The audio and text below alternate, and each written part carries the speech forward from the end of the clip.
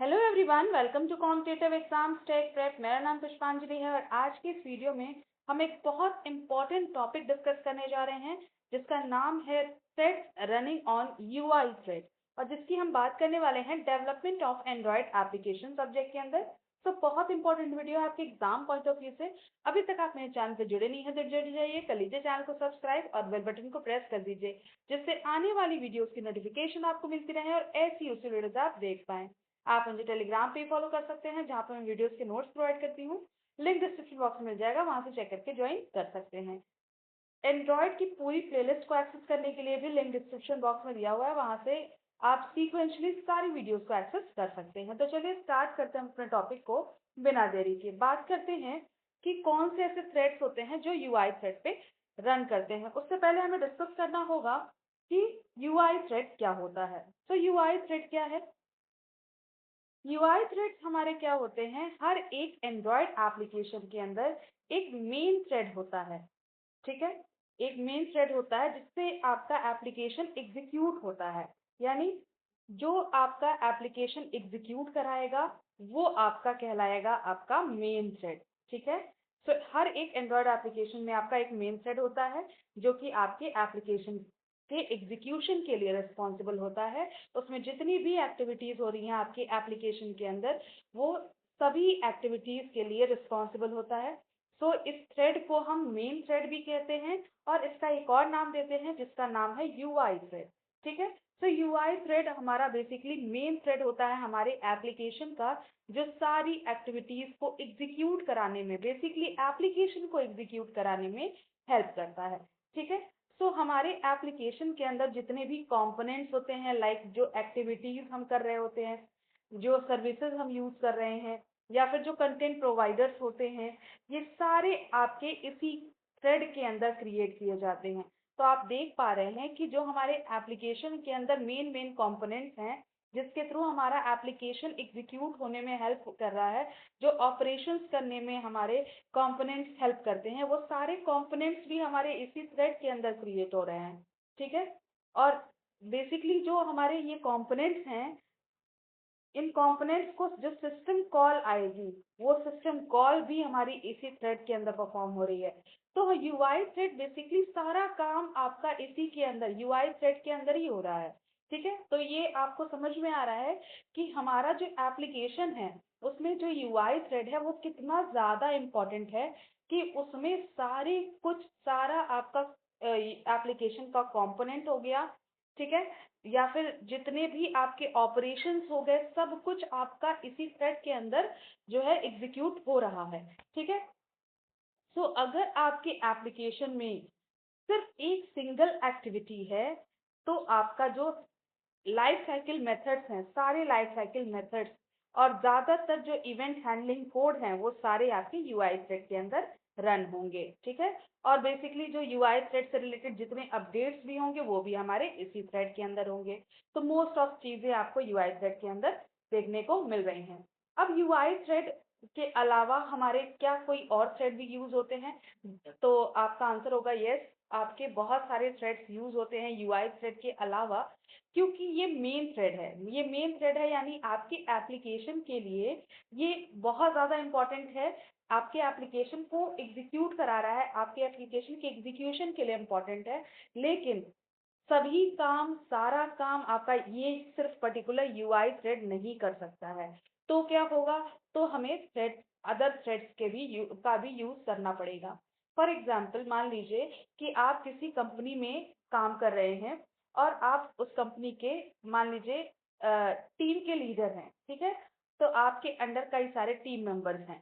ठीक है, यानी आपके बहुत सारे टीम मेंबर्स हैं और उसमें आपके, आप मेन, आपका लीड रोल है। ठीक है, जो कि आप क्या कर रहे हैं, अपनी टीम को लीड कर रहे हैं। तो अगर आपके पास अपनी रिस्पॉन्सिबिलिटी होगी और जितने भी आपके एम्प्लॉयज होंगे, जितने भी आपके टीम मेंबर्स होंगे, उनको आप अलग अलग रिस्पॉन्सिबिलिटी देंगे।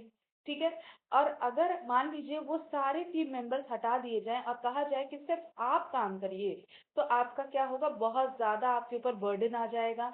आप खुद का काम करेंगे, साथ में उनका भी काम करना पड़ेगा, तो आपकी कंपनी का जो आउटकम होगा वो बहुत ज्यादा लो हो जाएगा, बहुत गिर जाएगा, ठीक है, क्योंकि आप सभी काम नहीं कर सकते हैं। उसी तरह से यूआई थ्रेड भी है। यूआई थ्रेड का अपना खुद का काम है कि वो एप्लीकेशन के एग्जीक्यूशन के लिए रिस्पॉन्सिबल है। जितने आपके कंपोनेंट्स हैं वो सभी आपके इसी के अंदर क्रिएट किए जा रहे हैं। आपके इस कंपोनेंट से जितने ऑपरेशंस हो रहे हैं वो सारे ऑपरेशंस भी इसी में हो रहे हैं।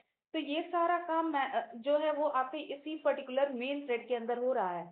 लेकिन इसके अलावा भी बहुत सारे काम होते हैं, उनके लिए अलग अलग थ्रेड्स इस्तेमाल किए जाते हैं। आई होप आपको समझ में आ गया होगा, ठीक है। अब जान लेते हैं कि ये जो आपका यू वर्किंग है, यूआई थ्रेड की क्या वर्किंग है ये देख लेते हैं, ठीक है। तो यूआई थ्रेड जो है बेसिकली हमारे कंपोनेंट्स को शो कराने में, यानी यूजर इंटरफेस जो हम दिखा रहे हैं यूजर को, जो इंटरफेस प्रोवाइड कर रहे हैं यूजर को, जो दिख रहा है यूजर को, एप्लीकेशन जिस तरह से दिख रहा है उसको, उसमें आपके सारे कंपोनेंट्स को शो कराने के लिए यूआई थ्रेड रिस्पॉन्सिबल है, ठीक है। साथ में आपके जितने भी मेन एक्टिविटी है उनमें जो मेथड्स यूज हो रहे हैं उन मेथड की लाइफ साइकिल के लिए भी ये आपका रिस्पॉन्सिबल है यूआई थ्रेड। साथ में यूआई के अपडेट्स जितने भी होंगे वो सब यूआई थ्रेड के अंदर होंगे, ये मैंने पहले ही बता दिया आपको। लेकिन जितनी चीजें जो मेन एक्टिविटीज हो रही हैं, जो मेथड्स हमारे चल रहे हैं, वो सारे हमारे ऑपरेशंस हो रहे हैं इस यूआई थ्रेड के अंदर।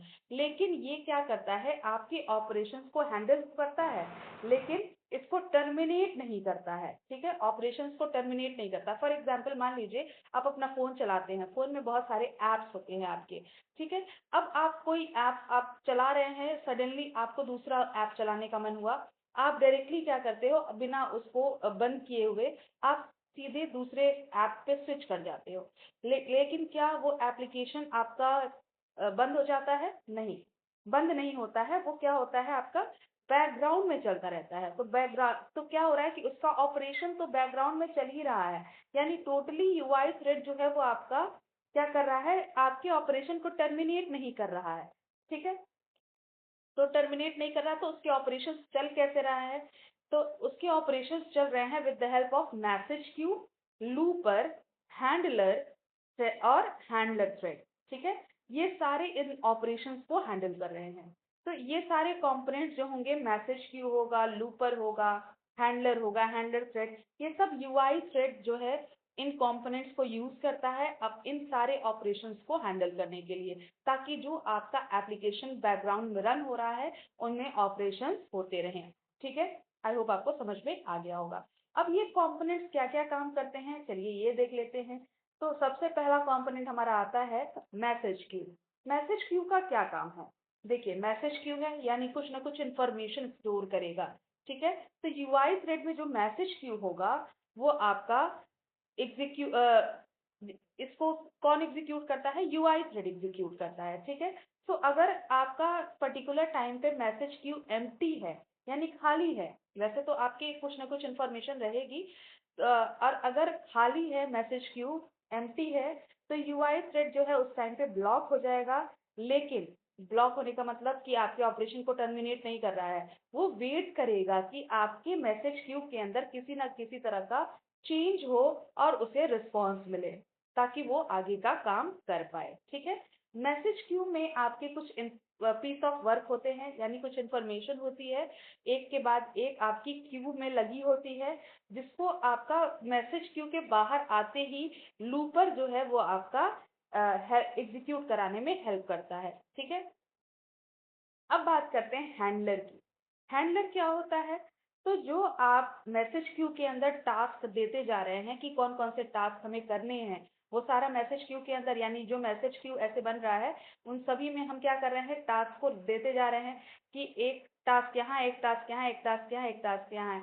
तो पहला जो टास्क है वो पहले निकलेगा, वो एग्जीक्यूट होगा, फिर दूसरा वाला टास्क निकलेगा। तो इस तरह से हमारा मैसेज क्यू जो है वो यूज किया जा रहा है। लेकिन जो हैंडलर है वो क्या कर रहा है, वो इन सारे टास्क को मैसेज क्यू के अंदर एनक्यू कर रहा है, ठीक है। एनक्यू कर रहा है यानी सारे जो हमारे टास्क हैं मैसेज क्यू के अंदर वो भेज रहा है, ठीक है, हैंडलर। तो हैंडलर का काम होता है they enqueue the task in the message queue, ठीक है। आई होप आपको समझ में आ रहा है।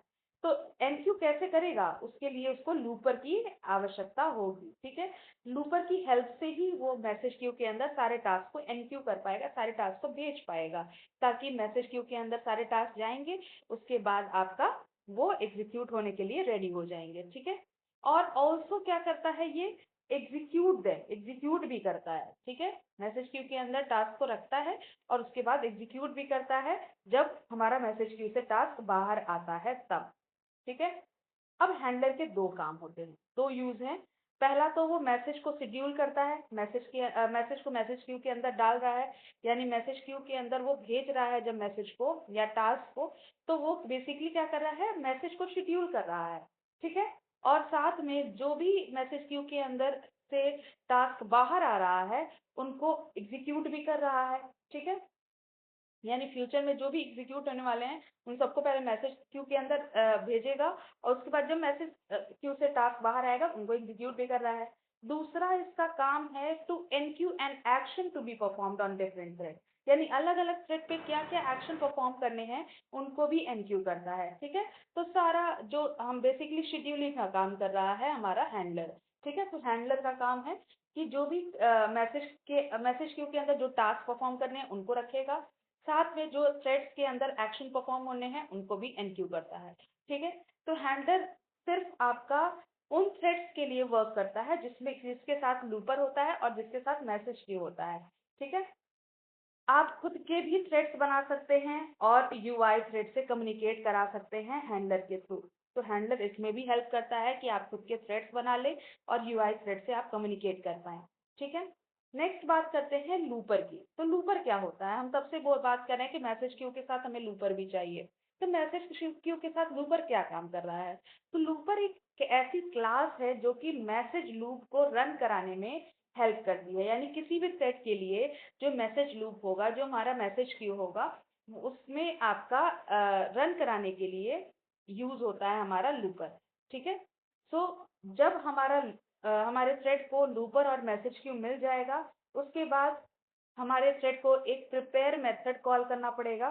ठीक है, जिससे कि वो रन कर पाए इन टास्क को।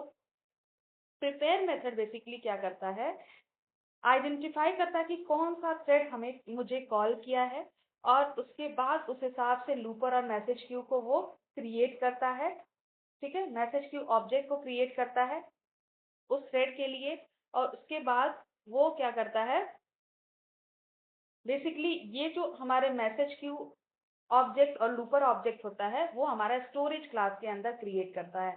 ठीक है, लूप मेथड भी यूज किया जाता है लूपर को इन स्टार्ट करने के लिए, यानी लूपर जब स्टार्ट करेंगे आप, लूपर क्या कर रहा है, हमने फिर से एक बार हम समझ लेते हैं कि लूपर का काम क्या है। लूपर का काम यही है कि मैसेज लूप को रन कराने के लिए, तो आप देख सकते हैं कि this is the class use to run a message loop for a thread, यानी थ्रेड के लिए जो मैसेज लूप है उसको रन कराने के लिए, यानी मैसेज क्यू के अंदर जो भी आपके टास्क हैं उनको रन कराने में हेल्प कर रहा है लूपर। तो लूपर बेसिकली लूप मेथड को कॉल करने के बाद ही स्टार्ट होता है। और प्रिपेयर मेथड क्यों कॉल कर रहे हैं, प्रिपेयर मेथड जो है वो थ्रेड कॉल कर रहा है ताकि लूपर और मैसेज क्यू को वो रन करा सके। ठीक है, आई होप आपको समझ में होगा। लास्ट कंपोनेंट हमारा है हैंडलर थ्रेड। हैंडलर थ्रेड एक ऐसी क्लास है जो कि थ्रेड क्लास को एक्सटेंड करती है। ठीक है, बेसिकली ये क्या है, ये एक ऐसा थ्रेड है जो लूपर के साथ आता है, हैंडलर थ्रेड। ठीक है, इसमें लूपर होता है, लूपर जो है वो आपका हैंडलर को क्रिएट करने के लिए भी यूज किया जा सकता है। इसमें हम स्टार्ट मेथड यूज करते हैं जब भी हम अपने हैंडलर थ्रेड को रन करना चाहते हैं, तो स्टार्ट मेथड हमें यूज करना पड़ेगा। उसके बाद ही आप जो है लूपर को यूज कर सकते हैं, लूपर को प्रिपेयर कर सकते हैं, और जो भी हैंडलर है उसके हेल्प से आप अपने मैसेज में जो भी टास्क है मैसेज क्यू के अंदर उनको एग्जीक्यूट करा सकते हैं। और जब सारे टास्क एग्जीक्यूट हो जाएंगे तो क्विट मेथड को यूज करके, क्विट मेथड को कॉल करके आप सारे रिसोर्सेज को फ्री करा सकते हैं और अपने थ्रेड के एग्जीक्यूशन को स्टॉप भी कर सकते हैं। आई होप आपको समझ में आ गया होगा। तो थ्रेड्स जो भी रन कर रहे हैं यूआई थ्रेड पे, ये समझ में आ गया कि कौन कौन से यूआई थ्रेड के अंदर थ्रेड्स रन कर रहे हैं। इसी तरह की यूजफुल वीडियोस पाने के लिए आप चैनल को सब्सक्राइब जरूर करें। आपके एक सब्सक्राइब से मुझे बहुत मोटिवेशन मिलता है। आप लोग ही हैं जो मेरा मोटिवेशन बढ़ाते हैं, मैं ज़्यादा से ज़्यादा वीडियोस आपके लिए ले आ पाती हूँ। So thank you for watching.